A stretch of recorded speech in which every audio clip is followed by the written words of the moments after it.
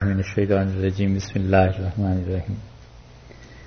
دیکھیے صاحب، یہاں تک تو بات ہو گئی 109 نمبر آیت تک یہودیوں نے جو اعتراضات کیے اور بعض سادہ لوگ مسلمان جو ان کا شکار ہو گئے یا جو بات ہوئی، تو صحابہ کرام رضی اللہ عنہم میں سے بڑے لوگوں میں سے کوئی اس میں شریک نہیں تھا۔ اب اس کے بعد ان امور کا بیان فرمایا جو مسلمانوں کو صحیح طور پر قائم رکھ سکیں۔ آپ کو یاد ہوگا کہ جب بالکل ابتدا میں ٹرمز کچھ پڑھی تھیں تو اس میں عرض کیا تھا کہ قرآن 3 چیزوں کا ذکر کرتا ہے، سارا آگے پیچھے آیات کا معاملہ کچھ اور ہوتا ہے، درمیان میں ایک دم سے وہ لے آتا ہے کہ نماز پڑھو، اور پھر کبھی کبھی قرآن یہ لے آتا ہے کہ تم حج کرو، اور اسی طرح یہ تینوں چیزیں بیان کر دی تھیں۔ روزہ رکھو، عرض کیا تھا نا ان تینوں چیزوں کا، ان میں سے ایک مقام یہ دیکھ لیجئے۔ اب بات پیچھے سے چل رہی ہے ساری منافقین کی یا یہودیوں کی، جو بھی آپ اس کی تشریح فرمائیں، اور اس کے بعد یہ آیت آ گئی 110 نمبر، وَأَقِيمُوا الصَّلَاةَ وَآتُوا الزَّكَاةَ، اور اس کے بعد آپ دیکھیں گے تو پھر یہودیوں کی بات شروع ہو جائے گی، وَقَالُوا لَن يَدْخُلَ الْجَنَّةَ إِلَّا مَن كَانَ هُودًا۔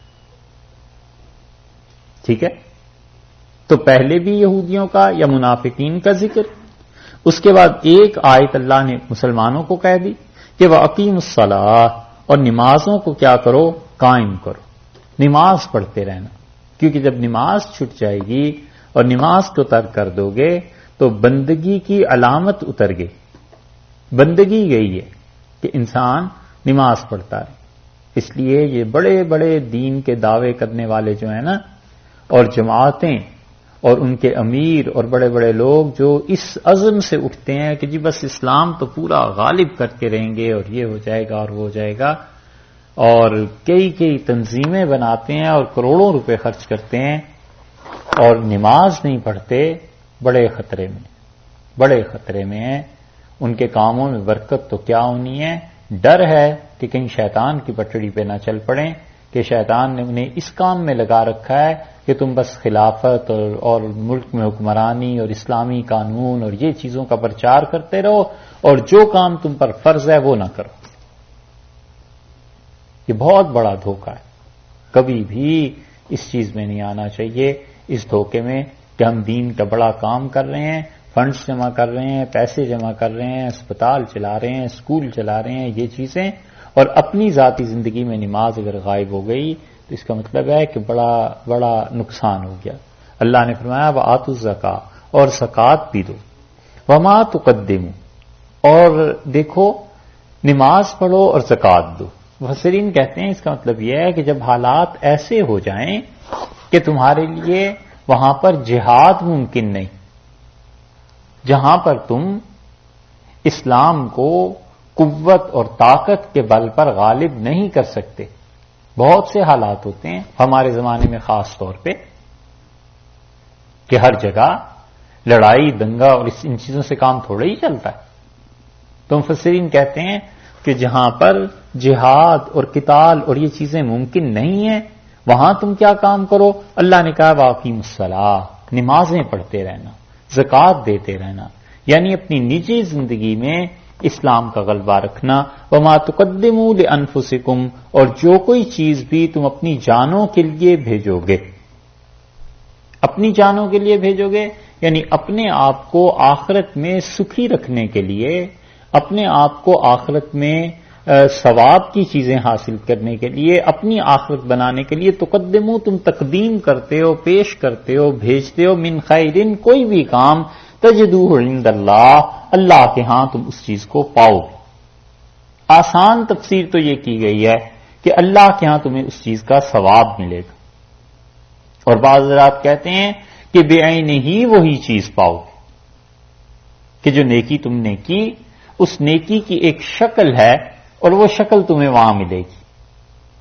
یہ بڑی لمبی بحث ہے، اس کو ہم کریں گے بھی نہیں، خلاصہ بس ساری بحث کا یہ ہے کہ جو اعمال ہم دنیا میں کرتے ہیں قیامت میں وہ کیسے سامنے آئیں گے۔ کچھ حضرات کا خیال یہ ہے کہ وہ آئیں گے اپنی اصل صورتوں میں، اور کچھ کہتے ہیں کہ ہر عمل جو ہے وہ چونٹی کی طرح آئے گا یا رائی کے دانے کے برابر آئے گا؟ قیامت میں آتا ہے نا کہ تلیں گی چیزیں، تو سکیل کیا ہے، پیمانہ کیا ہے؟ تو کہتے ہیں سب سے کم پیمانہ رائی کا اللہ نے بیان کیا ہے۔ ایک جگہ آیا ہے نا کہ رائی کے دانے کے برابر بھی اگر کوئی نیکی ہوگی آسمان میں یا زمین میں، حضرت لقمان نے اپنے بیٹے کو نصیحت کی، انہوں نے کہا میرے بیٹے رائی کے دانے کے برابر بھی اگر کوئی نیکی ہوگی آسمان میں زمین میں کسی چٹان پہ، یاتی بہ اللہ قیامت میں اس نیکی کو بھی لے آئے گا۔ تو وہ کہتے ہیں رائی کے دانوں کی طرح ہر ایک انسان کا عمل جتنا اسے ثواب ملے گا رائی کے دانوں کی صورت میں اس کو پیش کر دیا جائے گا، بتا دیا جائے گا یہ منیمم جو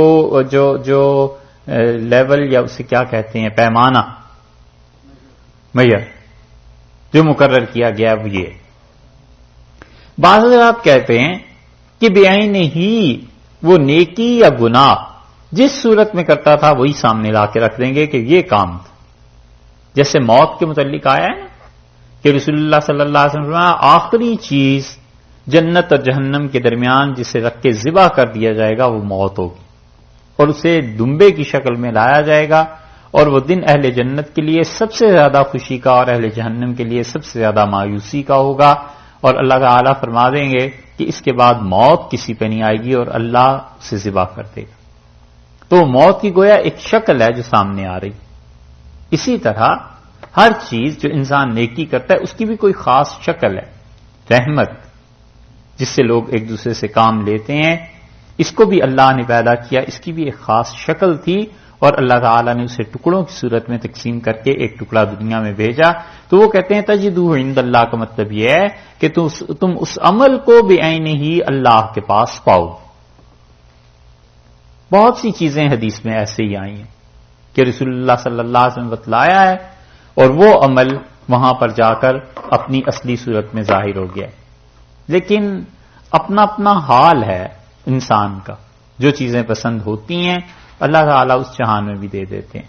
امام احمد ابن حنبل رحمۃ اللہ علیہ کہتے تھے کہ میرے ایک دوست تھے، طبقات الحنابلہ کی طبقات پہ جو کتابیں لکھی گئی ہیں اس میں وہ کہتے ہیں کہ اسے پڑھنے کا بڑا شوق تھا اور کتابوں کے علاوہ کسی چیز سے دلچسپی ہی نہیں تھی۔ تو میں اسے دیکھتا تھا جب بھی وہ کتابوں کا ذکر کرتا رہتا تھا۔ تو جب ان کا انتقال ہو گیا تو میں نے خواب میں دیکھا، تو میں کیا دیکھتا ہوں وہ جنت میں ہے، اور امام احمد رحمۃ اللہ نے فرمایا میں نے دیکھا اس کا چھت بھی کتابوں کا ہے اور دیواریں بھی کتابوں کی بنی ہوئی ہیں۔ تو میں نے اس سے پوچھا کہ یہ کیا ہوا؟ تو اس نے کہا اللہ تعالیٰ نے بلایا تھا اور مجھ سے کہا کہ کیا چاہیے؟ میں نے کہا کتابوں کا گھر دے دیں، تو ہر طرف فرشتوں نے کتابیں ہی کتابیں رکھی۔ کیسا خوش نصیب ہوگا، پڑھتا ہوگا ہے نا؟ ہیں؟ اچھا، تو وہاں یہی چیزیں۔ حضرت حاجی امداد اللہ صاحب مہاجر مکی رحمت اللہ علیہ کے ایک خلیفہ تھے بڑے صاحب کشف، واقعی بزرگ تھے۔ تو حاجی محب الدین صاحب رحمت اللہ علیہ وہ کہتے تھے میری بڑی تمنا رہی کہ کسی طرح 2 رکعتیں ایسی پڑھوں جو حدیث میں آیا ہے کہ اللہ کے علاوہ کسی کا خیال دل میں نہ آئے۔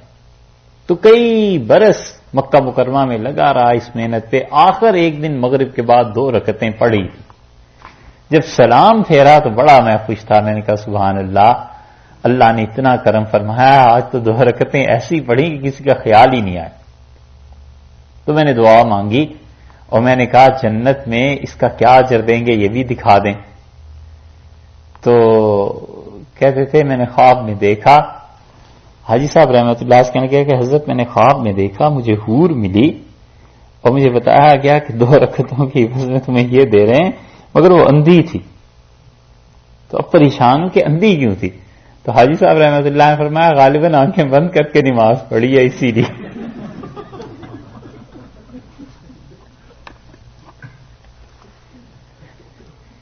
اور پھر انہیں بڑے کام کی بات حضرت نے فرمائی۔ حضرت نے فرمایا کہ سنت کے مطابق آنکھیں کھول کے نماز پڑھنا یہ زیادہ اچھا ہے بجائے اس کے کہ آدمی آنکھیں بند کر کے نماز پڑھے کہ دل لگا لے، کیونکہ سنت کو ترجیح حاصل ہے، رسول اللہ صلی اللہ علیہ وسلم کا طریقہ سب سے زیادہ غالب ہے۔ تو تجدوہ عند اللہ، تم اس عمل کو اللہ کے ہاں پاؤ گے، اللہ کے ہاں پائے گا یا تو اس کا ثواب۔ یہ آسان تفسیر ہے، اور مشکل وہ بات ہے جو آپ سے عرض کی، ان اللہ بما تعملون بصیر، اور جو کچھ تم عمل کرتے ہو اللہ اس کو دیکھتا ہے، اللہ تعالی ان اعمال کو دیکھ رہا۔ یہاں سے بنی اسرائیل کی جو بحث چلی تھی، یہ آپ کل لکھوا دیا تھا اس کے بعد، اچھا اب یہاں پر آ رہا ہے خاتمہ، اور اس بحث کو کر رہے ہیں مکمل، جو آپ سے عرض کیا تھا کہ 10 رکوع آگے مسلسل آئیں گے بنی اسرائیل کے حالات پہ، اب یہ آخری رکوع میں آ رہے ہیں ہم، اور یہاں پہ اللہ تعالیٰ نے بنی اسرائیل کی بات کو مکمل کیا ہے۔ 5 چیزیں ایسی بیان کی ہیں کہ ان 5 میں شکوہ شکایت ہے، اللہ تعالیٰ نے ناراضگی کا اظہار کیا ہے کہ لوگ یہ باتیں کرتے ہیں۔ ان میں سے پہلی بات یہ کہی ہے کہ وقالوا لن يدخل الجنہ، اور کہتے ہیں، کون کہتا ہے یہ ابھی آگے چل کے آپ خود ہی بتا دیں گے۔ لن يدخل الجنہ، ہرگز جنت میں داخل نہیں ہوگا، الا مگر من کانا، جو کوئی تھا، ہودن یہودی، او نصارا یا نصرانی۔ کہتے ہیں کہ جنت میں کوئی داخل نہیں ہوگا مگر وہی جو یہودی تھا اور وہ جو نصرانی تھا۔ آیت کا ترجمہ، یہ جو او ہے نا، اس کا مطلب ہے یا، کہ جو یہودی تھا یا عیسائی تھا۔ تو آیت کا مطلب یہ ہے کہ یہودی یہ کہتے ہیں کہ وقالوا لن يدخل الجنۃ الا من کان ہودن، اور کہتے ہیں یہودی کہ کوئی جنت میں داخل نہیں ہوگا مگر وہی جائے گا جو یہودی تھا۔ ایک وقالوا لن يدخل الجنۃ الا من کان نصارا، اور کہتے ہیں کوئی جنت میں داخل نہیں ہوگا مگر وہی جو نصارا نصرانی تھا۔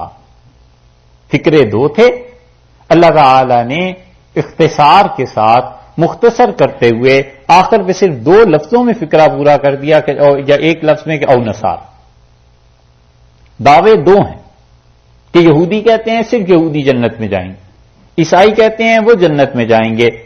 یہ تو تھا ان کا قول، اور اللہ تعالی کو ایسا ناگوار گزرا ہے کہ حق تعالی شانو نے اس کا جواب دیا، فرمایا تلک امانیہم، اور یہ ان کی خواہشات ہیں، آرزویں۔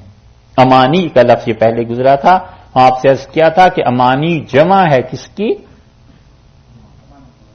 ہے کیا؟ اونچا بولو۔ امنیہ کی جمع ہے امانی، ٹھیک ہے؟ امانت کہاں سے آیا؟ دل کا امانی کیوں؟ یہ ہے جو ان کی خواہشات ہیں، یہ ہیں جو ان کی محض تمنائیں ہیں، آرزویں۔ قل، آپ فرما دیجئے، ہاتو برہانکم، اپنی دلیل لاؤ، ان کنتم صادقین، اگر تم سچے ہو تو دلیل لاؤ۔ امام راضی رحمۃ اللہ علیہ نے اس سے بڑا اچھا ایک اصول ثابت کیا ہے، تو فلسفی نا، تو اس لیے وہ فلسفے کی باتیں زیادہ لکھتے ہیں۔ وہ کہتے ہیں اس کا مطلب یہ ہے کہ دعویٰ چاہے کسی چیز کی نفی کا ہو، نیگیٹو ہو، اور چاہے کسی چیز کے اسباب کا ہو یعنی پازیٹو ہو، وہ کہتے ہیں دعوے کے لیے دلیل ضروری ہے۔ اللہ نے کہا ہے کہ یہ صرف تمہاری خواہشات ہیں کہ تم جنت میں چلے جاؤ گے، باقی اصل کام یہ ہے کہ دلیل لاؤ۔ کس دلیل کی بنیاد پہ تم کہتے ہو کہ صرف جنت میں یہودی جائیں گے، اور تم کس دلیل کی بنیاد پہ کہتے ہو کہ صرف عیسائی جائیں گے؟ دل کا امانیوں، یہ صرف خواہشات ہیں، اس سے زیادہ کچھ نہیں۔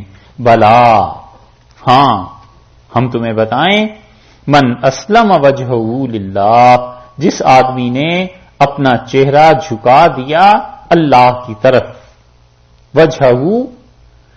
وجہ چہرے کو، یہ کی ضمیر کدھر لوٹی؟ نہ من کی طرف نا، من اسلم وجہہ، جس نے اپنے چہرے کو جھکا دیا، للہ اللہ کے لیے جھکا دیا۔ چہرے سے مراد ذات ہو گئی۔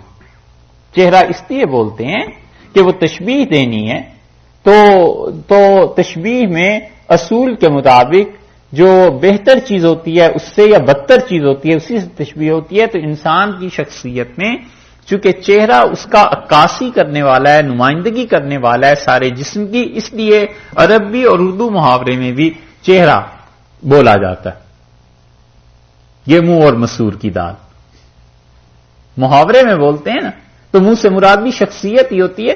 بلا من اسلم وجہہ للہ، جس آدمی نے اپنی شخصیت کو، اپنی ذات کو اللہ کے لیے سرنڈر کر دیا. اسلامہ کا مطلب یہ کہ اپنے اختیارات سارے کے سارے اللہ کے سامنے بالکل ختم کر دیے، اللہ کے سامنے اپنے آپ کو اللہ کے حوالے کر دیا. وَهُوَ مُحْسِنٌ، اور اس کے ساتھ ساتھ وہ نیکی کرنے والا ہے، احسان کرنے والا ہے، اچھائی کرنے والا ہے. فَلَهُ، اس شخص کے لیے، یہ ہو کی ضمیر پھر اسی آدمی کی طرف لوٹ رہی ہے. فَلَهُ، اس شخص کے لیے، اجرہ، اس کا اجر ہے، پھر وہ لوٹ گئی اسی کی طرف، اجرہ، اس کا اجر ہے، عند ربہ، اس کے پروردگار کے پاس. ٹھیک ہے، یہ جتنے ضمائر ہیں، جتنی ضمیریں ہیں، بار بار لوٹ کے اس من کی طرف جا رہی ہیں کہ من اسلم، جس نے کیا کیا، اپنے آپ کو جھکا دیا، اسلام کو قبول کر لیا. وجہہ، اپنے چہرے کو، اپنی ذات کو، للہ، اللہ کے لیے. وہ محسن، اور وہ نیکی بھی کرنے والا ہے. فلہ، اس کے لیے، اجرہ، اس کا اجر، عند ربہ، اس کے پروردگار کے پاس. بار بار اللہ نے یقین دہانی کروائی ہے کہ جب تم اپنے اعمال اچھے کر لو گے، احسان سے کام لیتے رہو گے، تو تمہارا اجر کہیں نہیں جا رہا، ہمارے پاس ہے. یعنی ہم اس کی گارنٹی دیتے ہیں کہ ہمارے پاس آؤ گے تو ہم تمہیں تمہارا اجر، تمہاری چیزیں واپس دے دیں گے. اللہ تعالی کے ہاں بہت اجر ہے. وہ ایسی عظیم اور ایسی کریم ذات ہے کہ خود ہی کہتا ہے نیکی کرو، خود ہی توفیق دیتا ہے، اور پھر خود ہی آپ جب اس کے پاس جائیں تو وہ کہتا ہے میری طرف سے بھی اجر لے لو. یہ ہے اللہ کے کرم کا اور اس کے انعام کا معاملہ. جیسے بادشاہ باغ لگائے، محنت کرے اور دنیا جہان سے پودے اکٹھے کر کے لائے اور پھر اس کی نگرانی کرتا رہے اور مالی توڑ کے لاتا ہے تو اسی کو دے دیتا ہے بادشاہ اور کہتا ہے یہ سب تمہاری محنت ہے، یہ سب تمہارا کام ہے، رکھو اسے. حق تعالی شانو کا کیا ہے؟ توفیق وہی دیتا ہے، نیکی کی بھی توفیق، اور پھر اس کے مہیا اسباب بھی وہی کرتا ہے. سب چیزیں ہوتی ہیں اور پھر آخر پہ پہنچ کے بندے کو کہا کہ اچھا یہ تم رکھو، یہ تم لو، یہ تمہاری میں، یہ کرم ہے اس کا. فرمایا ولا خوف علیہم ولا هم یحزنون، نہ ان کے لیے کوئی خوف اور نہ ان کے لیے کوئی رنج. یہ آیت پہلے بھی گزر چکی. وقالت الیہود، یہاں سے دوسرا شکوہ شروع ہوا. وقالت الیہود، اور یہودی یہ کہتے ہیں کہ لیست النصارى، نہیں ہے عیسائی، علی شیء، کسی چیز پر. شے سے مراد یہاں دین، مذہب. قالت الیہود لیست النصارى علی شیء، اور یہودی یہ کہتے ہیں کہ عیسائی کسی دین پر نہیں ہے، یعنی ان کا دین بیکار ہے. وقالت النصارى، اور عیسائی یہ کہتے ہیں کہ لیست الیہود علی شیء، یہودی کسی دین پر نہیں. دونوں ایک دوسرے کو یہ کہتے ہیں. اور اللہ نے فرمایا بات یہ کہ وَهُمْ يَتْلُونَ الْكِتَابَ، اور یہ دونوں کتاب پڑھتے ہیں، دونوں کتاب کے دعوے دار ہیں. یہ عیسائی انجیل کو پڑھتے ہیں، وہ تورات کو پڑھتے ہیں، اور دونوں کے پاس اللہ کا کلام ہے، اور دونوں ایک دوسرے کو کہتے ہیں کہ ان کا کوئی دین نہیں، اس کا کوئی دین نہیں. اور یہ تو کہتے ہی کہتے ہیں. کذالک، ٹھیک اسی طرح، قال الذین، کہا ان لوگوں نے، لا یعلمون، جن کے پاس علم ہی نہیں ہے، مثل قولہم، ان سے ملتی جلتی بات، ان کے برابر بات کہی. اور وہ کون ہے؟ وہ مشرکین ہیں. وہ کہتے ہیں کہ رسول اللہ صلی اللہ علیہ وسلم کا کوئی دین ہی نہیں. چلو، ان کے پاس تو پھر کچھ کتاب تھی، عیسائیوں کے پاس اور یہودیوں کے پاس. یہ وہ بولے ہیں جن کو سرے سے کھاتے شمار میں ہی کوئی نہیں لاتا. انہوں نے کہا رسول اللہ صلی اللہ علیہ وسلم کا کوئی دین نہیں ہے. تو اللہ نے یہ جو کہا ہے نا، یتلون الکتاب، کہ کتاب کی تلاوت کرتے ہیں، تو یہ دراصل ان کے لیے بڑی ڈانٹ ہے کہ تمہارے پاس اللہ کے کلام نازل ہوا اور تم نے کیا کیا خدا کے کلام کے ساتھ، اور دونوں دعوے دار ہو کہ ہمارے پاس خدا کا کلام ہے، اس کے باوجود لڑتے ہو، اس کے باوجود ایک دوسرے کو کہتے ہو کہ ان کا کوئی دین نہیں. یہی حال اب مسلمانوں کا ہے کہ ان کے جتنے فرقے ہیں خدا کی کتاب پہ متفق ہیں، ہر ایک کے پاس اللہ کی کتاب ہے، اور اتنا ان جھگڑوں کو بڑھاتے ہیں، اتنا جھگڑوں کو بڑھاتے ہیں کہ اپنے مخالفین کو جب تک وہ اسلام سے نکال نہ لیں اس وقت تک چین نہیں آتا۔ حالانکہ اللہ کی کتاب ان کے پاس بھی ہے، ان کے پاس بھی ہے، ذرہ برابر گنجائش دل میں نہیں رہی کہ اپنے مخالفین کے دلائل پر بھی غور کر لیں۔ ممکن ہے حق اس کے پاس ہو، چلیے حق اس کے پاس نہیں ہے، فرض کر لیجئے تو اعمال میں اس سے غلطی ہو رہی ہے، عقیدے میں تو غلطی نہیں ہو رہی کہ اسے بالکل اسلام ہی سے نکال دو۔ یاد رکھیے یہ ایمان جو ہے کبھی کبھی اتنا چھپا ہوا ہوتا ہے دل میں کہ دوسرے کو خبر نہیں ہو سکتی، پتہ نہیں چل سکتا۔ حدیث میں آیا ہے، رسول اللہ صلی اللہ علیہ وسلم نے فرمایا، بڑی طویل حدیث ہے، اس کے آخر پہ یہ آتا ہے کہ مجھ سے کہا جائے گا، اللہ تعالیٰ کہیں گے کہ آپ اپنی امت میں سے نکالیے ان تمام لوگوں کو جن کے دل میں ایمان ہے، اور ایک بار اور دو بار اور تیسری مرتبہ جب میں نکال کے آ جاؤں گا تو مجھ سے فرمائیں گے کہ اور میں کہوں گا اللہ میری امت میں سے کوئی نہیں رہا جس کے دل میں ایمان ہو اور وہ جہنم میں پڑا ہوا ہو، تو اللہ تعالی اپنے دست مبارک سے 1 یا 1.5 لب کے برابر لوگوں کو نکالیں گے۔ لب سمجھتے ہیں یہ اللہ تعالیٰ 1 یا 1.5 لب کے برابر اپنے ہاتھ سے نکالیں گے۔ اللہ کا ہاتھ کیسا ہے یہ اللہ ہی جانتا ہے، اور مجھ سے کہا جائے گا کہ یہ آپ کی امت کے لوگ ہیں اور ان کے دل میں اتنا تھوڑا ایمان تھا کہ آپ کو پتہ نہیں چلا۔ محدثین نے اس سے بڑی اچھی بات لکھی ہے، وہ کہتے ہیں کہ دیکھو اتنا کم ایمان ہے کہ حضرت صلی اللہ علیہ وسلم کو نہیں پتا چل سکا، تو ہم اور تم جب ایک دوسرے کو کافر کہہ رہے ہوتے ہیں تو ہمیں کیسے پتا چلتا ہے کہ ہمارے سامنے جو ہے اس کے دل میں اتنا ایمان بھی ہے یا نہیں؟ تو اس لیے بڑے بڑے لوگ کفر کے معاملے میں فتویٰ نہیں دیتے تھے۔ یہ ابن نجیم جن کا ہم نے ذکر آپ سے کیا کئی بار، ابن نجیم رحمۃ اللہ علیہ لکھا ہے میں نے قسم کھا رکھی ہے کہ زندگی بھر کسی آدمی کے کفر کا فتویٰ نہیں دوں گا۔ میں یہ کہوں گا کہ یہودی کافر یا عیسائی کافر یا فلاں فرقے والے لوگ کافر ہو گئے ہیں، لیکن پرسنلی ایک آدمی کو میں کہوں کہ یہ کافر ہے، وہ کہتے ہیں میں اس کو نہیں کہوں گا۔ یہودی عیسائی تو خیر پرسنلی بھی کہے جا سکتے ہیں، لیکن مسلمانوں کے جو آپس کے اختلافات ہیں اس میں لوگ کہاں سے ایسی باتیں کرتے ہیں؟ یہ ہے ہم یتلون الکتاب، وہ خدا کی کتاب کو حالانکہ پڑھتے ہیں۔ کذالک قال الذین لا یعلمون، اور اسی طرح کہا ان لوگوں نے جن کے پاس علم نہیں ہے، اور علم نہ ہونے سے یہ عرب کے مشرکین ہیں۔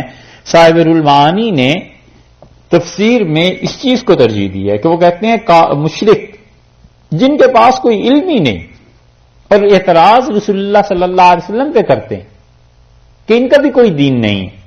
فاللہ یحکم، یہ ہے جواب اللہ نے دیا۔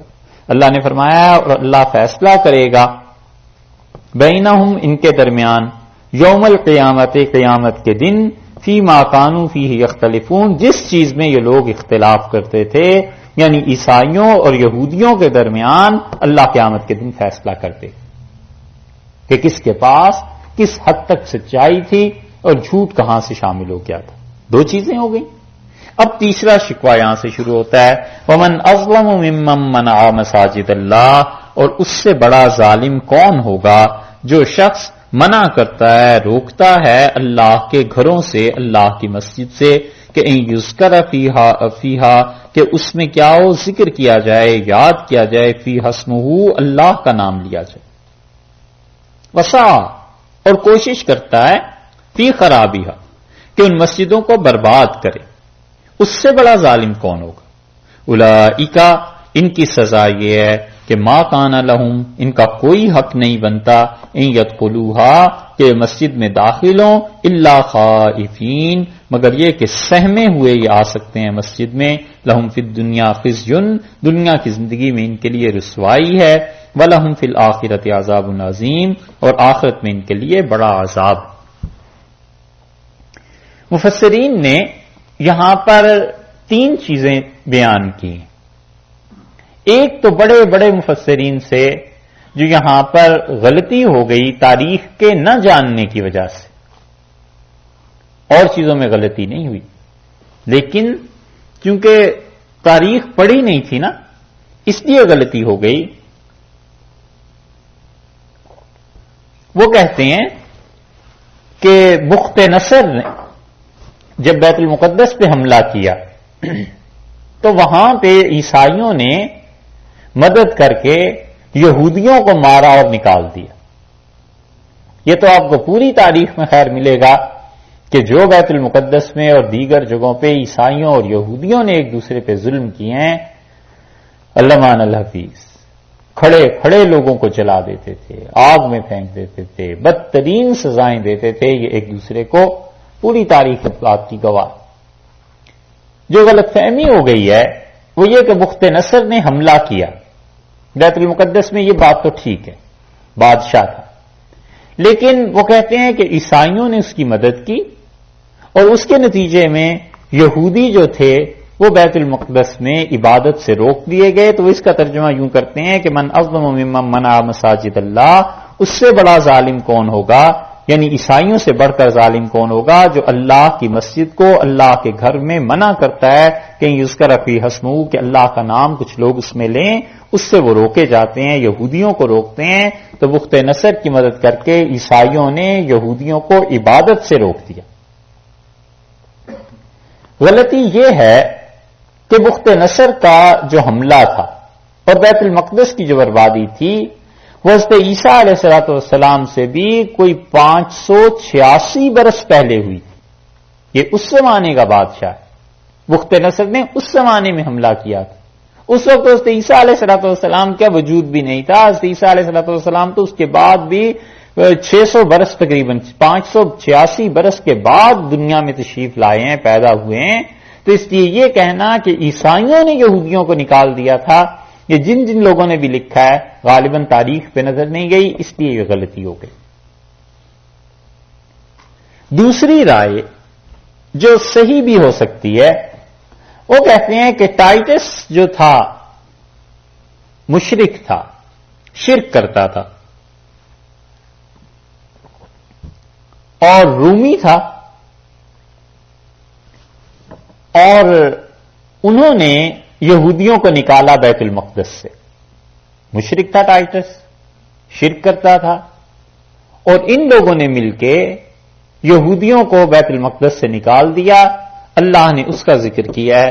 اللہ نے فرمایا من اظلم ممن منع مساجد اللہ، اور ان سے بڑا ظالم کون ہوگا ان مشرکین سے، بخت نصر سے، جنہوں نے اللہ کے گھر سے نکالا ہے کہ یذکر فی اسمہ، کہ لوگ اس میں خدا کا نام لیتے تھے، وسعی فی خرابہا، اور انہوں نے اس گھر کو برباد کرنے کی کوشش کی، اجاڑا، اور اس گھر کے لیے کوشش کرتے رہے، صحیح کرتے رہے.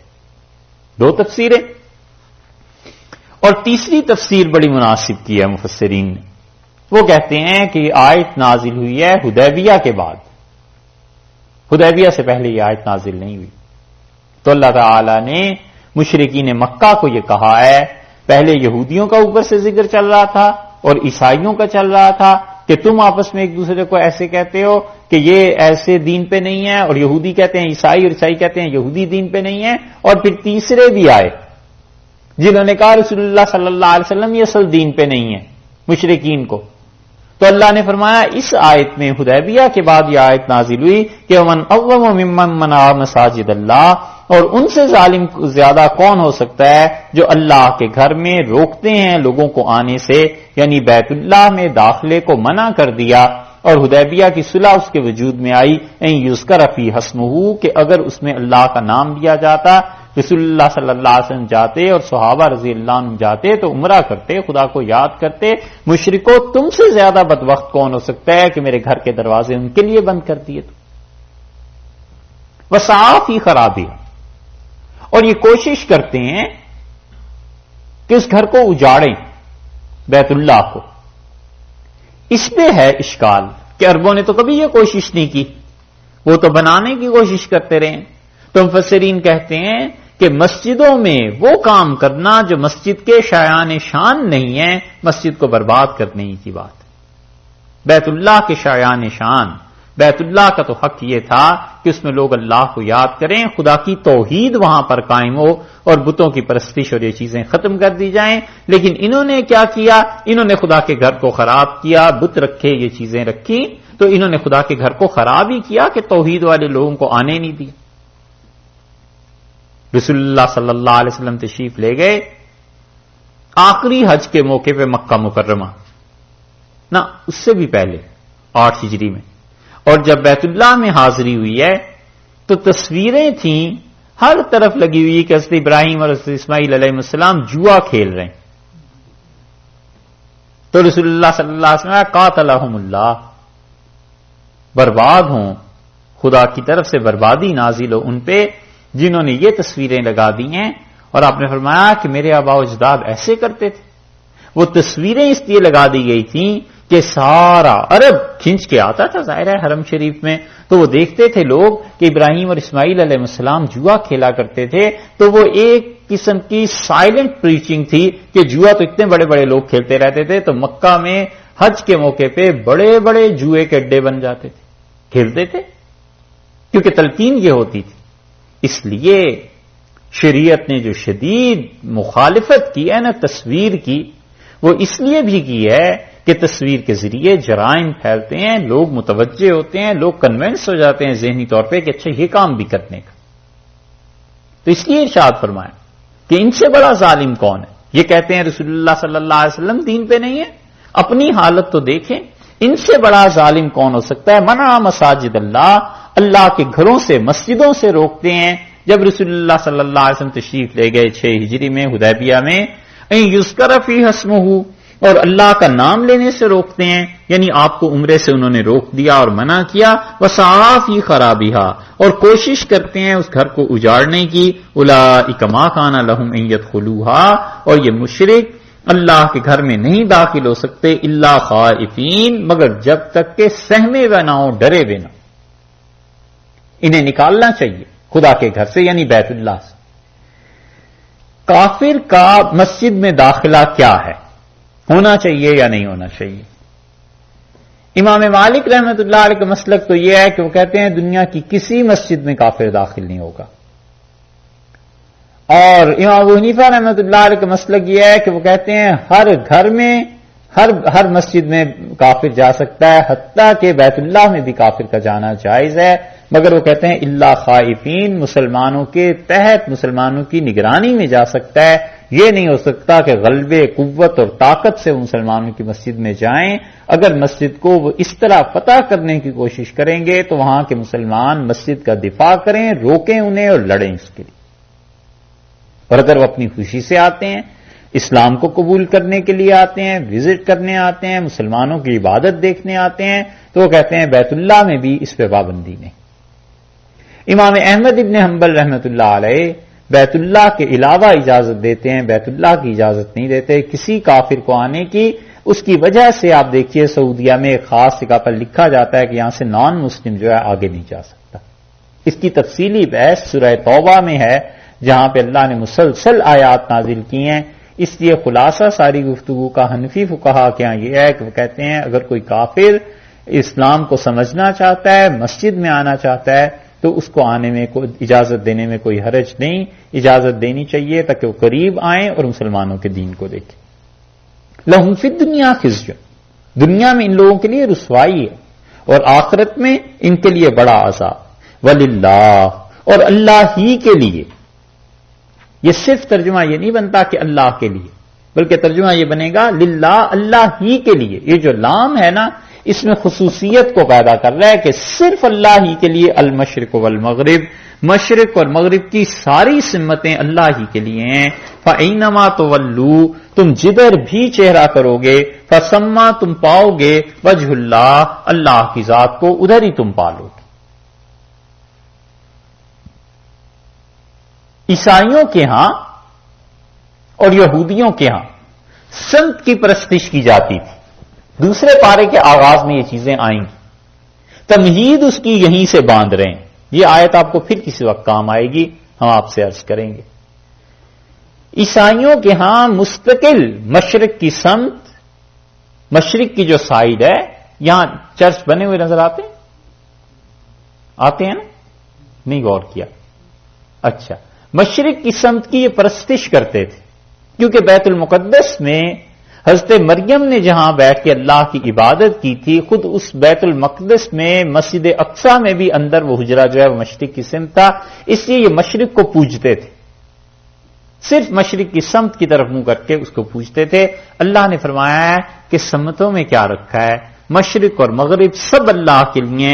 فَأَيْنَمَا تُوَلُّوا، تم جہاں کہیں بھی چہرہ کرو گے، فَثَمَّ وَجْهُ اللَّهِ، اللہ کی ذات کو تم ادھر ہی پاؤ گے. ان کے بعد جو آیات نازل ہوئی ہیں کہ قبلے کی طرف منہ کرو، ٹھیک ہے، ایک مسئلہ یہاں صاف کرتے چلیں.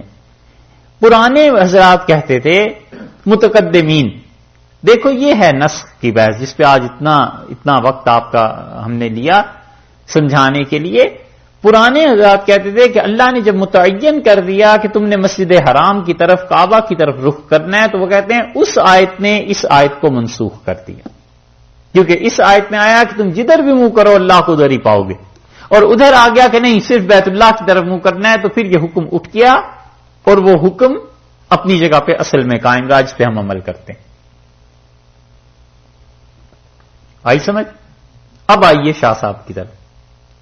شاہ صاحب رحمت اللہ علیہ فرماتے ہیں، وہ کہتے ہیں عام طور پر تو حکم یہی ہے، اور فرض کر لو شرعی مسئلہ تو یہی ہے نا کہ اگر بیت اللہ کا پتہ نہیں چل رہا تو آدمی وہاں کسی سے پوچھے، اور اگر کہیں پوچھنے پہ بھی نہیں پتہ چلتا، ملتا ہی کوئی نہیں، کس سے پوچھے؟ تو پھر شریعت نے حکم یہ دیا ہے کہ تحری کرے. تحری کا مطلب یہ ہے کہ خود سوچ بچار غور فکر سے کام لے کہ یہاں بیت اللہ کدھر ہو سکتا ہے. تو جس طرف بھی وہ منہ کر لے، نماز پڑھ لے، نماز ہو جائے گی. حتیٰ کہ نماز پڑھنے کے بعد کسی نے اسے کہا کہ بیت اللہ ادھر نہیں تھا، تو بھی وہ کہتے ہیں نماز اس کے ذمے نہیں ہے. فقہا کہتے ہیں اس کی نماز ہو گئی، کیونکہ اس نے غور فکر سے سوچ سے کام لیا ہے. تو جیسے کسی سے پوچھنا تھا، اپنے آپ سے اس نے پوچھا، اپنے دماغ کو لڑایا کہ بیت اللہ ادھر ہو سکتا ہے. اور یہ ایسا مسئلہ ہے جس کی یہاں ضرورت پیش آتی ہے نا کئی بار. ٹھیک ہے، شاہ صاحب نے فرمایا کہ جب کوئی آدمی ایسا ہو جائے، جنگل میں چلا جائے، حضرت نے امریکہ کا نام نہیں سنا ہوگا، یہ کہیں پہنچ جائے ایسی جگہ جہاں پر بیت اللہ کی سمت متعین نہ ہو سکے، تو وہ کہتے ہیں کہ وہ سوچے گا، نماز پڑھے گا، تو اس آیت پر عمل کر لے گا کہ فَأَيْنَمَا تَوَلُّوا، تم جدھر بھی منہ پھیر لو گے فَثَمَّ وَجْهُ اللَّهِ، اللہ کو ادھر ہی پاؤ گے. تو وہ کہتے ہیں آیت کیوں منسوخ ہوئی؟ وہ حکم اپنی جگہ پہ، یہ حکم اپنی جگہ. دیکھا آپ نے، یہ ہے حضرت کا کمال.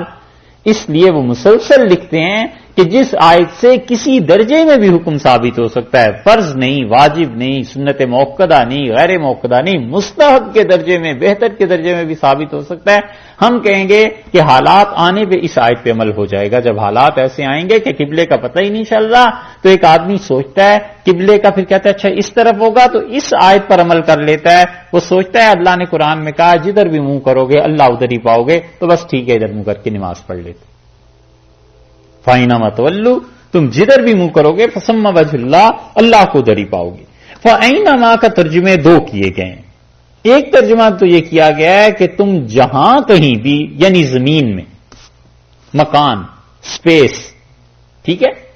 اور ایک اس کا ترجمہ کیا گیا ہے کہ تم جب کبھی بھی، ٹائم، اس سال، اگلے سال، کبھی بھی زندگی میں جب بھی تم کہیں بھی منہ کرو گے عبادت کے لیے اللہ کو ادھر ہی پاؤ گے. ایک اور ایک یہ کہ زمین کے کسی خطے میں بھی تمہیں بیت اللہ کا قبلے کا پتہ نہیں چل رہا، جدھر بھی منہ کرو گے اللہ کو ادھر ہی پاؤ. دونوں ترجمے کیے گئے ہیں اور دونوں صحیح بھی ہیں. ان اللہ واسع علیم، اللہ کے ہاں بڑی وسعت ہے، خدا کے ہاں بڑی گنجائش ہے تمہارے لیے. اور دوسرا نام لے آئے ہیں علیم، یعنی اللہ کو علم ہے کہ تمہارے دماغ میں کیا ہے، جان بوجھ کے تم نہیں کر رہے، تم نے اپنی بساط کی حد تک کوشش کی ہے، بس ٹھیک ہے.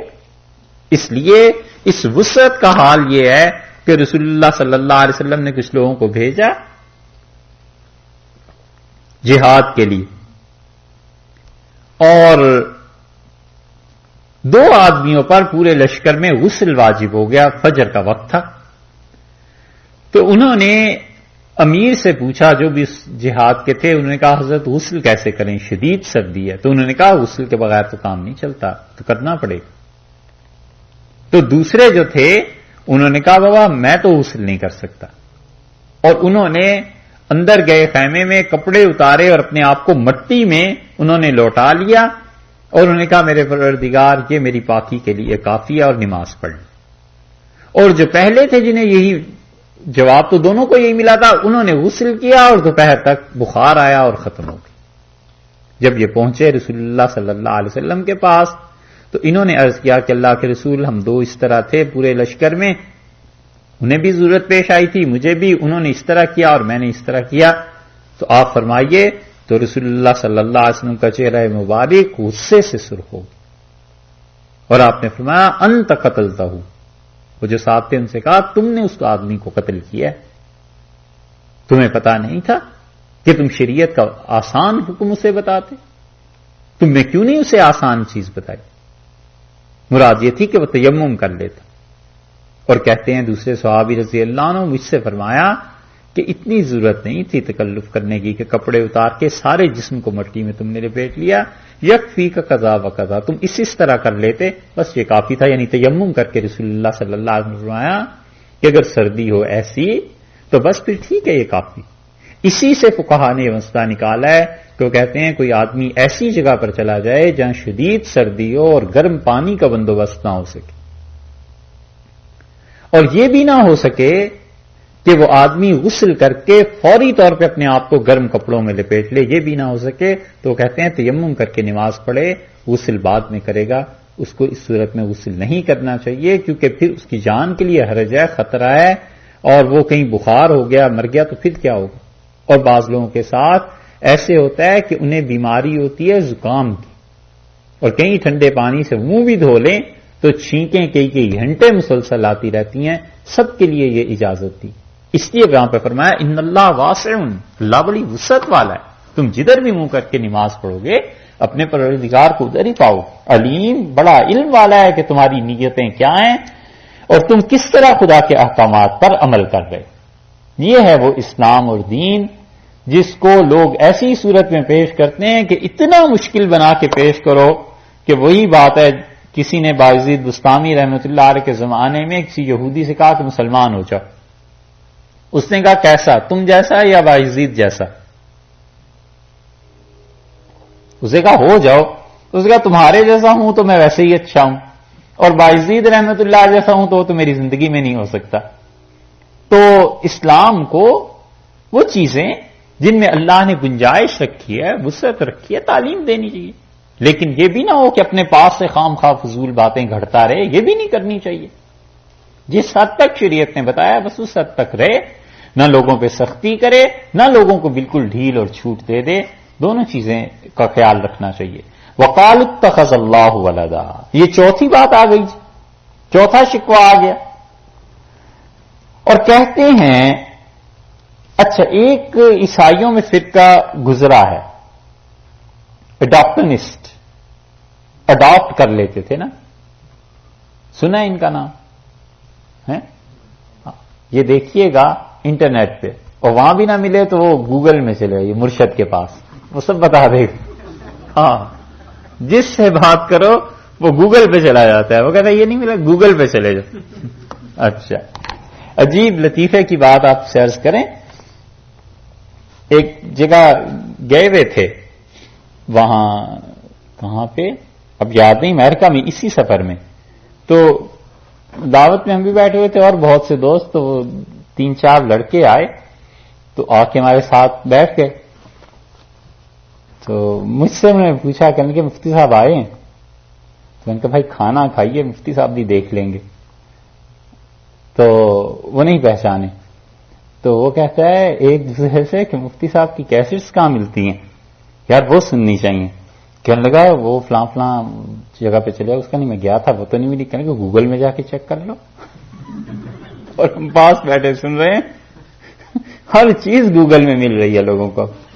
تو ارشاد فرمایا اللہ تعالی نے اس فرقے کے رد میں جو سمت کو پوجتے تھے،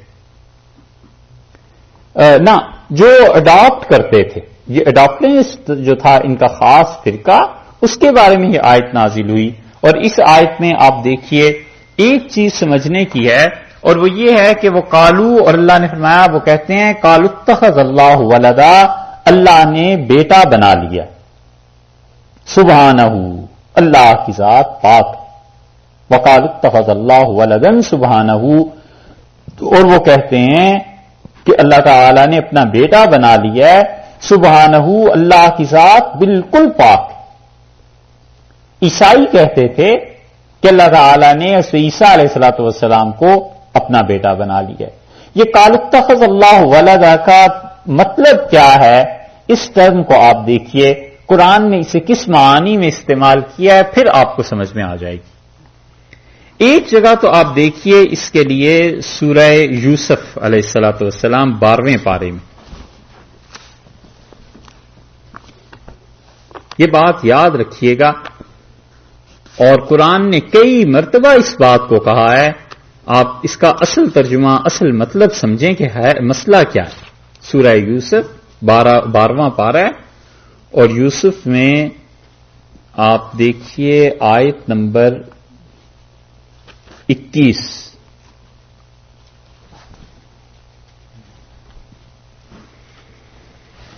ملی جی؟ 12واں پارہ 12ویں سورت ہے، اور آیت نمبر 21. وقال الذی اشتراہ من مصر، اور جس آدمی نے خریدا تھا حضرت یوسف علیہ الصلوۃ والسلام کو مصر میں، لامرأتہ، اس نے اپنی بیوی سے کہا، اس نے کہا اکرمی مثواہ، اس لڑکے کا، اس بچے کا ٹھکانہ، اس کی رہائش کی جگہ ذرا اچھے رکھنا. عسیٰ ان ینفعنا، ممکن ہے یہ بچہ ہمیں نفع دے، ہم بے اولاد تو ہیں تو ممکن ہے یہ بچہ ہمیں نفع دے. او نتخذہ ولدا، یا ہم اس بچے کو کیا کریں، اپنا بیٹا بنا لیں. دیکھا، حقیقی بیٹا نہیں ہے.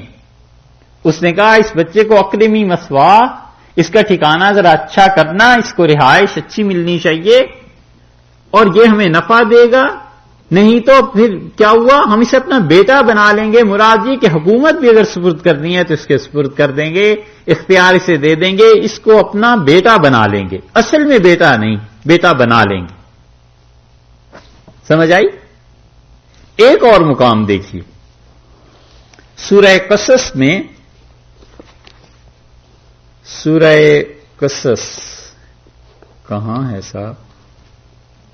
سورہ قصص 20ویں پارے میں.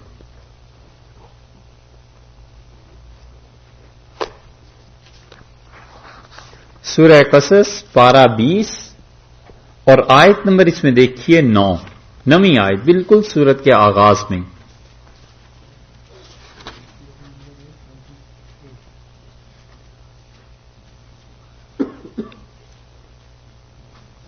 ملی جی؟ بلکہ آیت نمبر 7 دیکھیے تاکہ بات پوری سمجھ میں آئے. سورہ قصص 20واں پارہ آیت نمبر 7. وَأَوْحَيْنَا إِلَىٰ أُمِّ مُوسَىٰ، اور ہم نے موسیٰ علیہ الصلوۃ والسلام کی ماں کی طرف وحی کی، یعنی ان کے دل میں یہ بات ڈالی، ان ارضعی، کہ اپنے اس بچے کو دودھ پلا.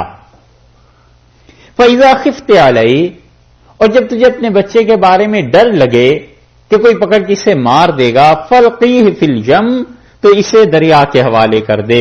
وَلَا تَخَافِي، اور ڈر نہیں، وَلَا تَحْزَنِي، اور بالکل تم رنج نہ کرنا. إِنَّا رَادُّوهُ إِلَيْكَ، ہم تیرے بچے کو لوٹا کر تجھے واپس دے دیں گے. وَجَاعِلُوهُ مِنَ الْمُرْسَلِينَ، اور ہم تو اسے رسول بنائیں گے. کیا خوشی کا ٹھکانہ ہوگا اس ماں کے لیے جسے یہ بشارت ملی ہوگی. فَالْتَقَطَهُ آلُ فِرْعَوْنَ، قرآن درمیان کی ساری باتیں چھوڑ گیا کہ کیا ہوا کیا نہیں ہوا. قرآن کہتا ہے فرعون کی آل نے اسے اٹھا لیا. یہ فرعون کی کون سی آل تھی بھائی جس نے انہیں نکالا حضرت موسیٰ علیہ الصلوۃ والسلام کو؟ اہلیہ تھی نا، بیوی نے کہا نا اسے نکال لو. یہ آل اور اہل بیت کا مسئلہ یہاں نہیں سمجھ میں آتا. فَالْتَقَطَهُ آلُ فِرْعَوْنَ، فرعون کی اہلیہ نے اسے نکلوا لیا. لِيَكُونَ لَهُمْ عَدُوًّا وَحَزَنًا، اور یہ بچہ پھر اس لیے نکالا گیا تاکہ کل کو ان کے ساتھ دشمنی ہو جائے اور ان کے لیے دکھ اور تکلیف کا باعث یہ بچہ بن جائے گا. یعنی ہم ایسے حالات اب کریں گے. ان فرعون وحامان، اور فرعون اور اس کا وزیر حامان، وجنودہما، اور ان دونوں کے لشکر، کانوا خاطئین، بہت بڑی خطا کر رہے تھے جو ان بچوں کو قتل کر رہے تھے. وقالت امرأۃ فرعون، فرعون کی بیوی بولی، کیا کہتی ہے؟ قرۃ عین لی ولک، یہ آنکھوں کی ٹھنڈک ہے میرے لیے بھی اور تمہارے لیے بھی، یہ آنکھوں کی ٹھنڈک ہے میرے لیے بھی تمہارے لیے بھی، لا تقتلوہ، اسے قتل نہ کر، عسیٰ ان ینفعنا، ممکن ہے یہ ہمیں نفع دے، او نتخذہ ولدا، یا ہم اسے اپنا بیٹا بنا لیں گے، وہم لا یشعرون، اور انہیں پتا نہیں تھا کہ کس کے متعلق بات کر رہے ہیں، حقیقی بیٹا نہیں ہے، اسے اپنا بیٹا بنا لیں گے، سلطنت کل اس کے حوالے کر دیں گے، ٹھیک؟ تو اتخاذ ولد، اس لفظ کو سمجھیے، نتخذہ ولدا، اتخاذ ولد یعنی بچہ بنانا، اڈاپٹ کرنا کسی بچے کا، یوسف علیہ السلام کے معاملے میں بھی وہ یہی کہہ رہے ہیں، اور فرعون کے معاملے میں یہاں پہ جب آئی ہے بات حضرت موسیٰ علیہ السلام کے متعلق بھی یہی کہا جا رہا ہے کہ یہ بچہ ہمارا حقیقی نہیں مگر ہم اسے اپنا بیٹا بنا لیں گے، اتخاذ ولد ہی کے لفظ ہے نا، نتخذہ ولدا، ٹھیک ہے؟ تیسرا مقام دیکھیے سورہ کہف میں بالکل آغاز 15ویں پارے میں، سورہ کہف جہاں سے شروع ہوتی ہے، یہاں آپ دیکھیے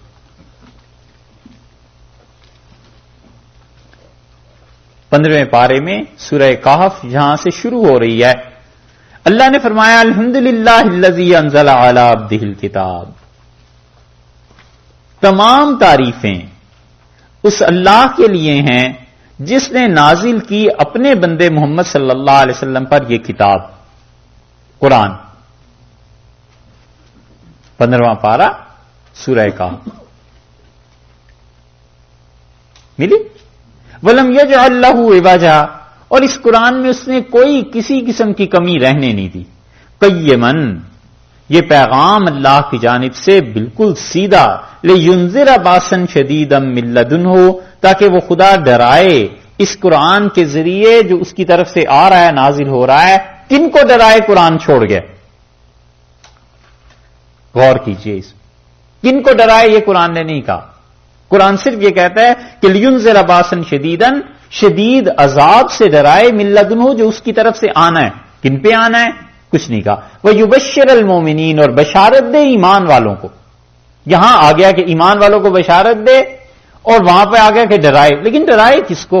وہاں کافرین کا ذکر نہیں، کسی کا ذکر نہیں، الذین یعملون الصالحات، جو ایمان والے اچھے عمل کرتے ہیں انہیں بشارت دے کہ ان لہم اجرا حسنا، ان کے لیے بڑا اچھا اجر ہے، ماکثین فیہ ابدا، اور ہمیشہ ہمیشہ وہ جنت میں رہیں گے۔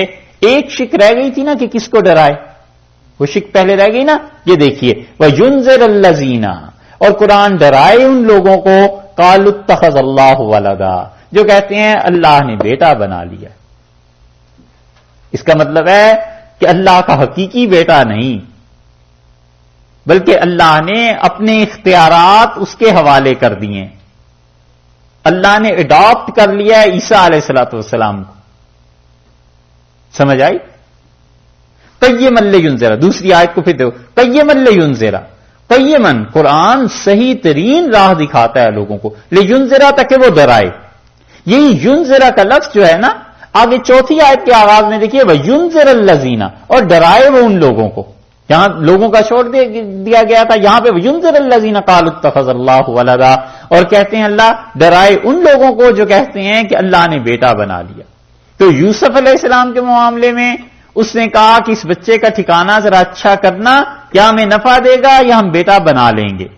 فرعون کے معاملے میں وہاں بھی یہی آیا کہ اس بچے کو اس نے کہا قتل نہ کرو، یہ بچہ ہمیں نفع دے گا یا پھر ہم اسے بیٹا بنا لیں گے، حقیقی بیٹا نہیں ہے۔ ٹھیک اللہ نے یہاں پر یہ فرمایا ہے کہ یہ کہتے ہیں کہ اللہ نے بیٹا بنا لیا ہے، یعنی اللہ نے اختیارات اپنے حضرت عیسیٰ علیہ السلام کے حوالے کر دیے ہیں، یہ ہے بیٹا بنانا۔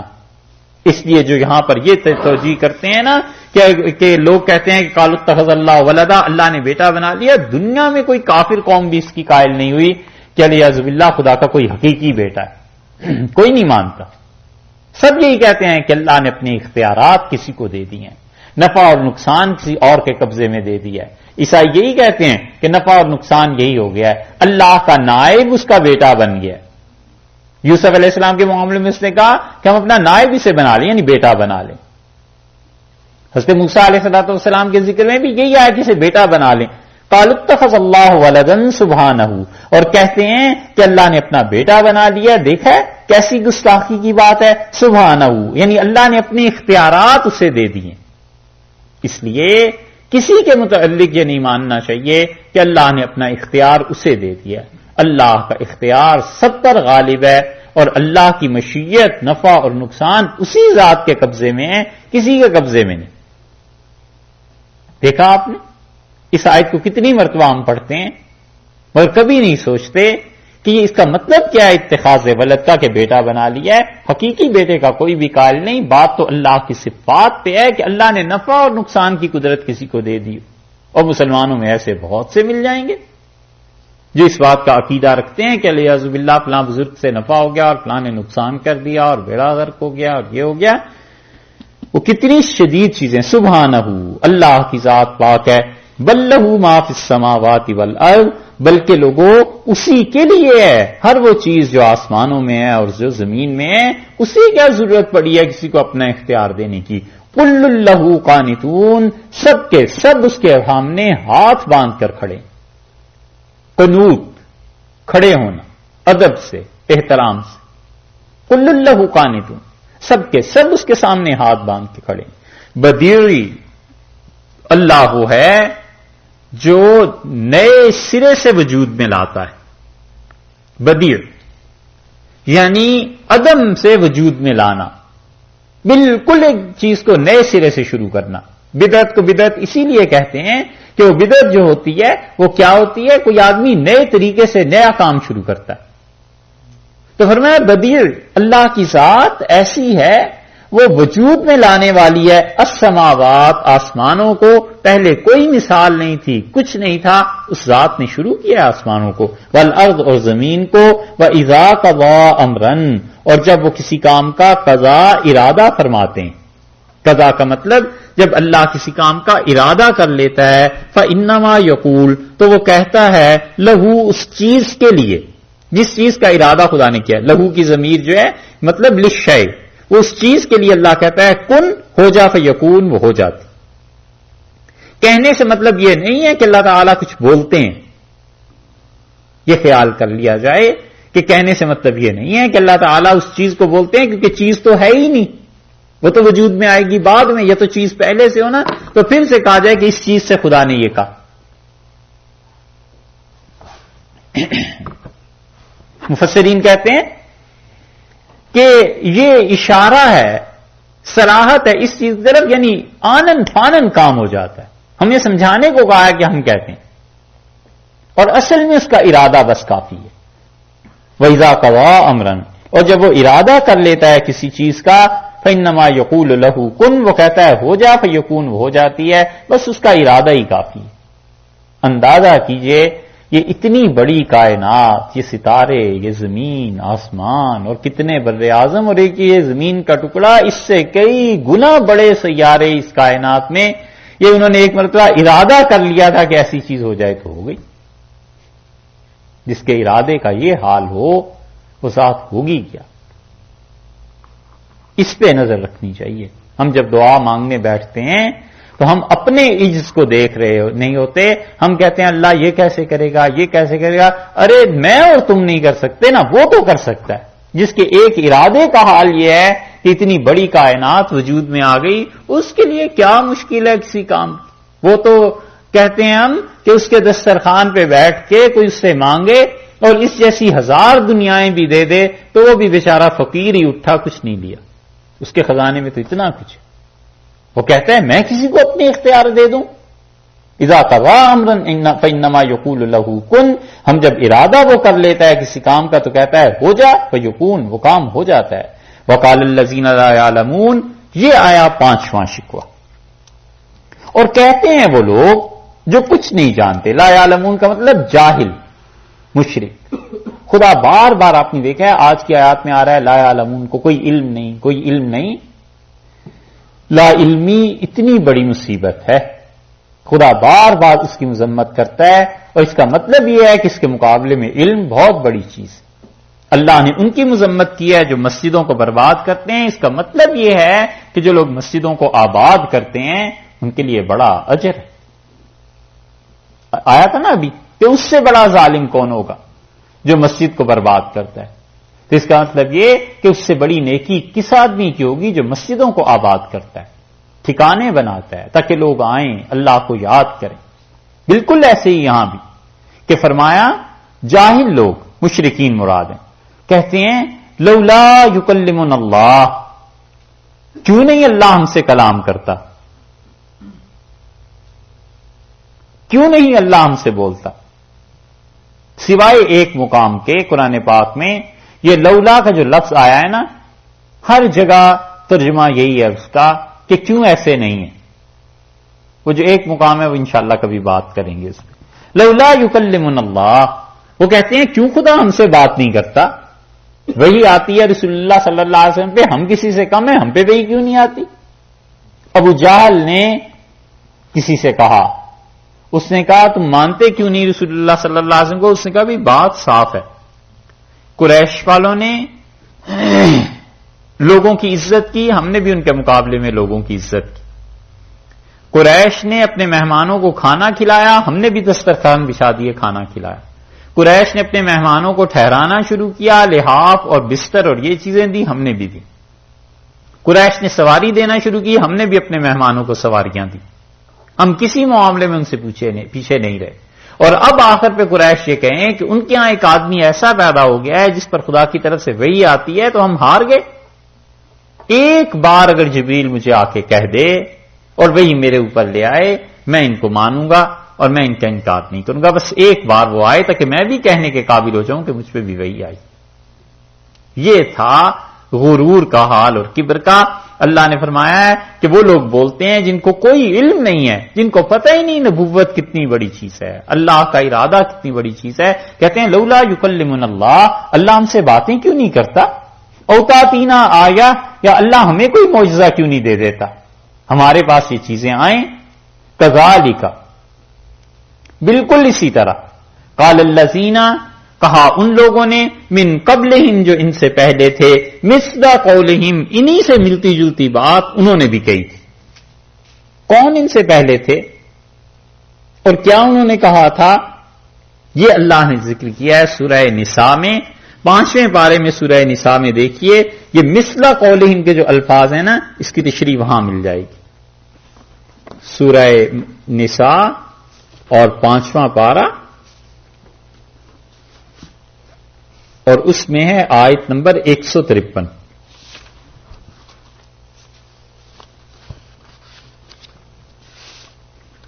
آیت نمبر 153 چھٹے پارے میں آ گئی جی.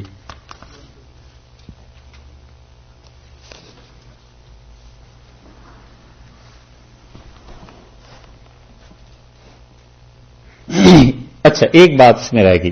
وقال الذین لا یعلمون لولا یکلمنا اللہ, اور کہتے ہیں جن کے پاس علم نہیں ہے, یعنی اللہ کی صحیح معرفت جنہیں حاصل نہیں ہے, وہ یہ تمنا اور فرمائش کرتے ہیں کہ اللہ ہم سے کلام کیوں نہیں کرتا. بعض مفسرین کا خیال یہ ہے کہ یہ مشرکین نہیں بلکہ یہودی تھے جنہوں نے ایسی باتیں کی.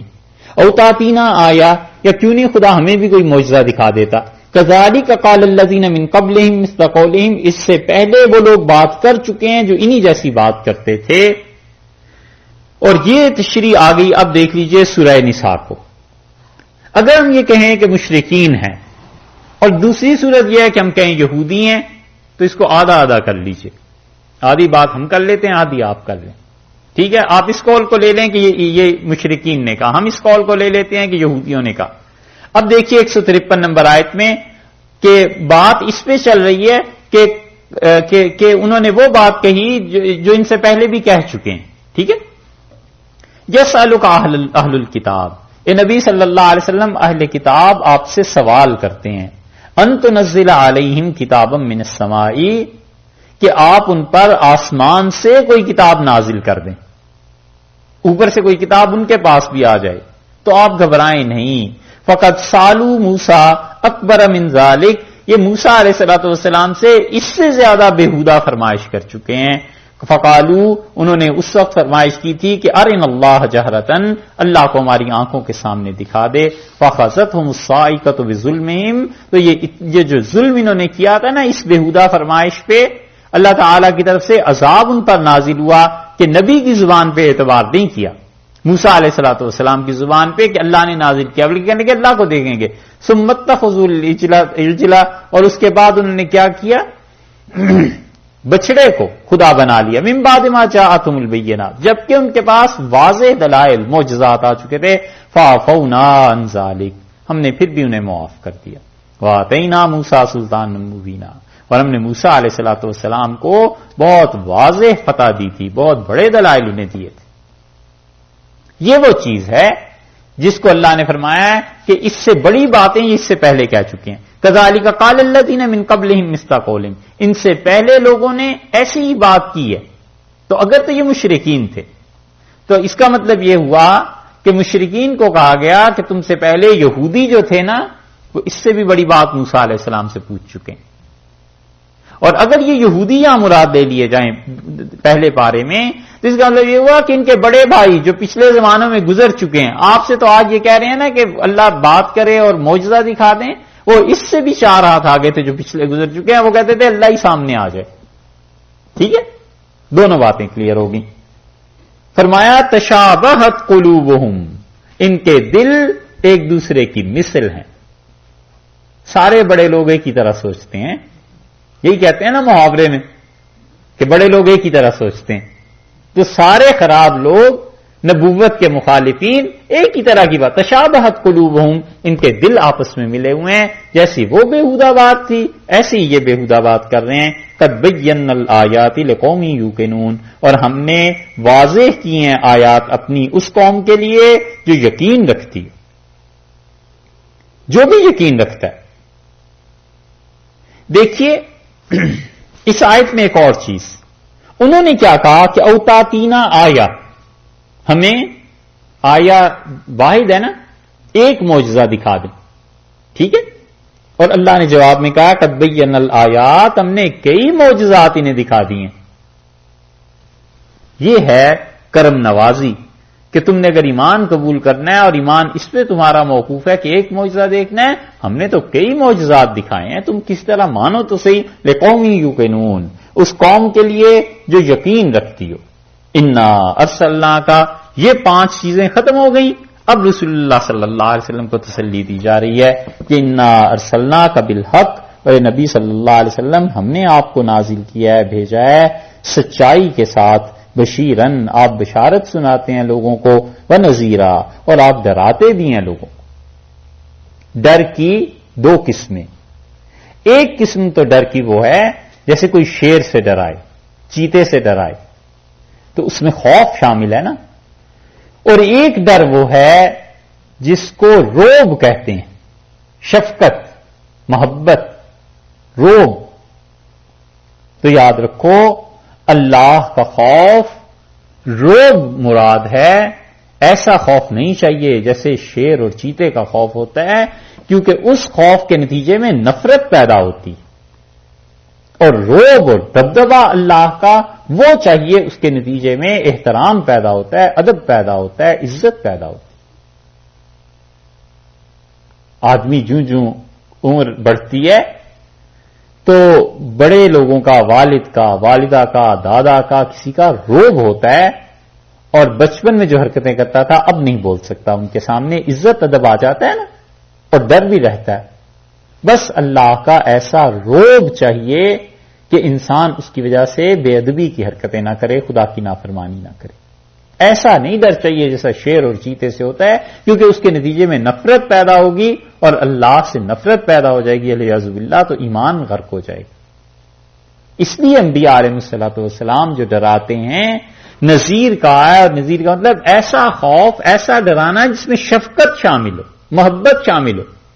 جیسے ماں باپ ڈراتے ہیں کسی چیز سے کہ یہ کام نہ کرو، وگرنہ انجام میں تم دیکھو ایسے ہو جائے گا، تو وہ شفقت ہوتی ہے اس میں. یہ ہے کہ بشیرم و نذیرہ، ہم نے آپ کو بھیجا ہے ایسا خوف دلانے کے لیے جو شفقت پہ مشتمل ہے. ولا تسأل عن اصحاب الجحیم، اور آپ سے نہیں سوال کیا جائے گا ان کے بارے میں جو جہنم میں چلے گا. ان کے بارے میں آپ سے نہیں پوچھا جائے گا. آپ سے تو بس یہ ہے کہ آپ نے اپنا پیغام پہنچا دیا ہے، پہنچ گیا ہے، عمل کیا نہیں کرا ان کی بات ہے.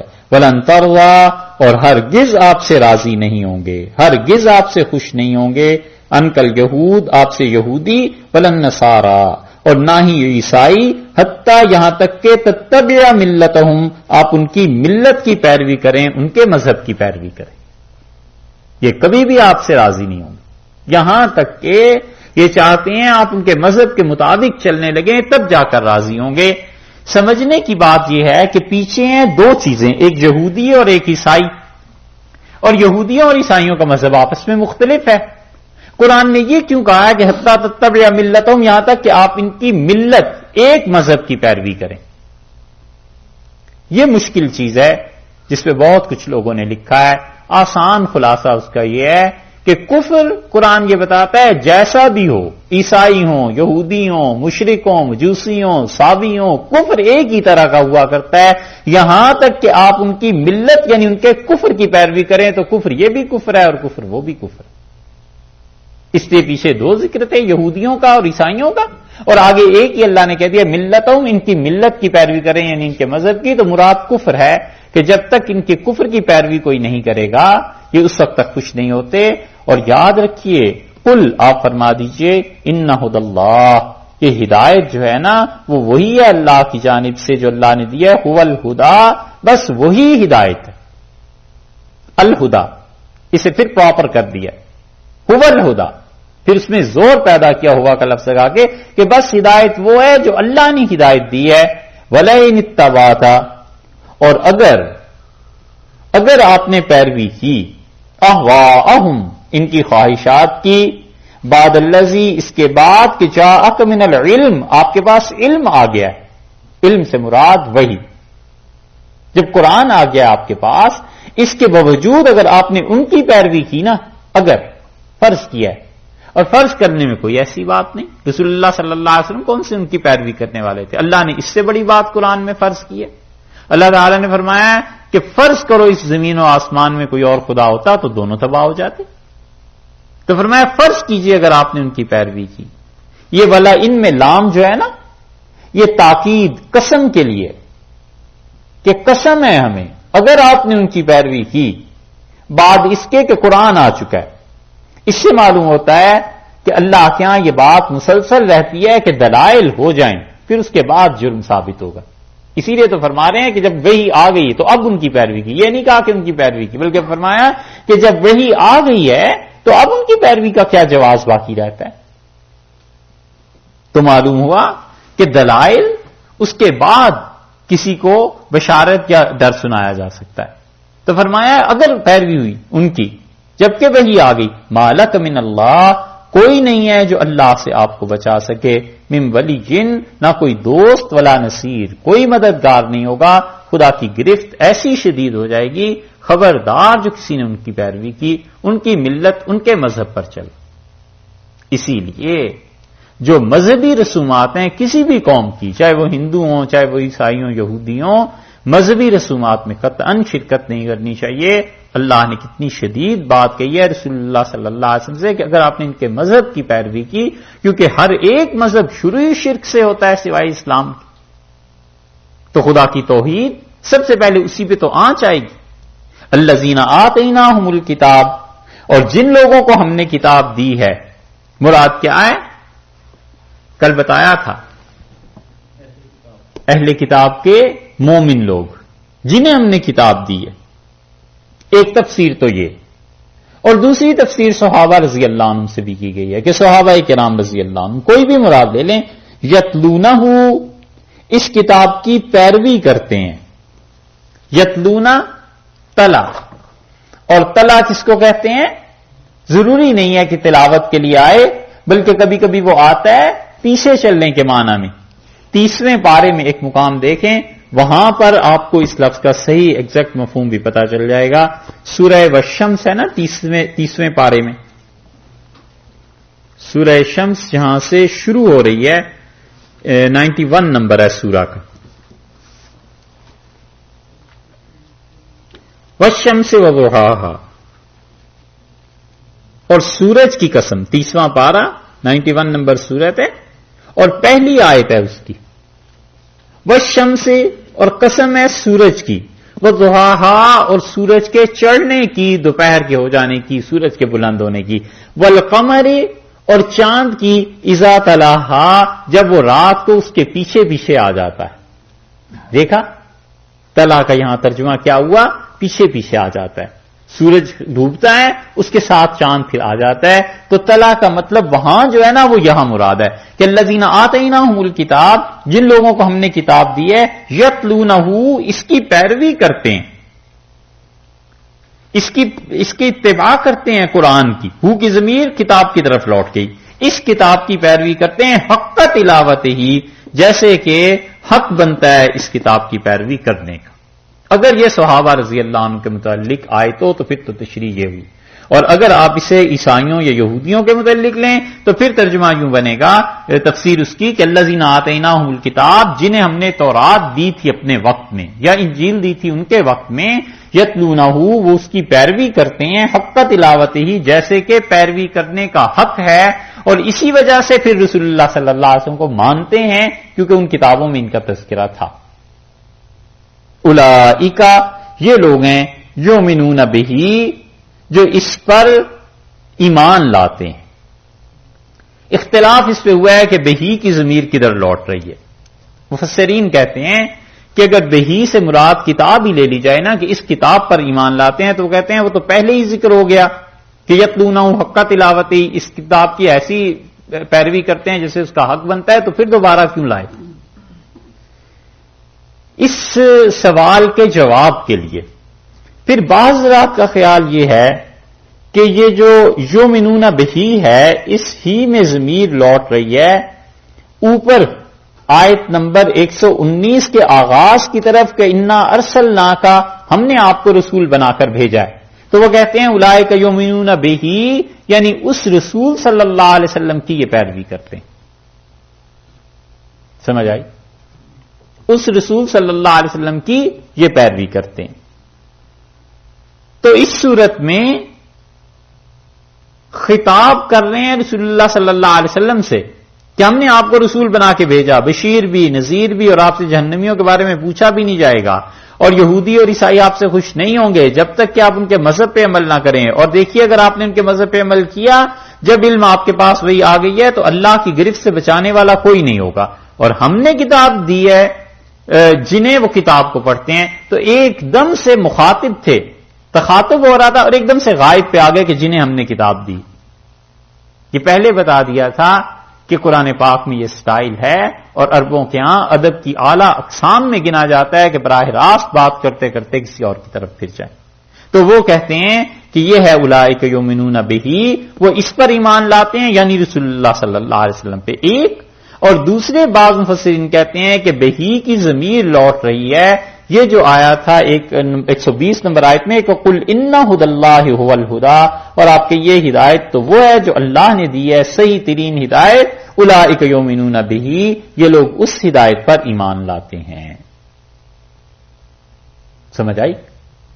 تین ضمیر تین جگہ لوٹ سکتی تھی، ایک کتاب کی طرف اسی آیت میں.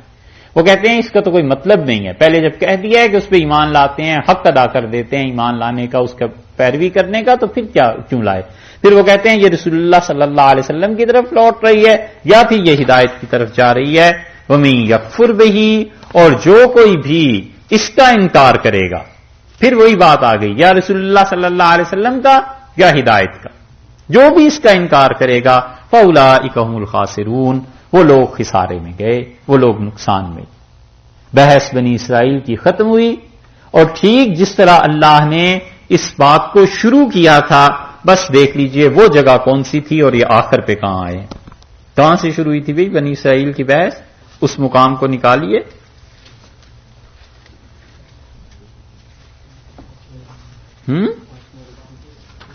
پانچویں رکوع سے شروع ہوئی تھی، ٹھیک ہے.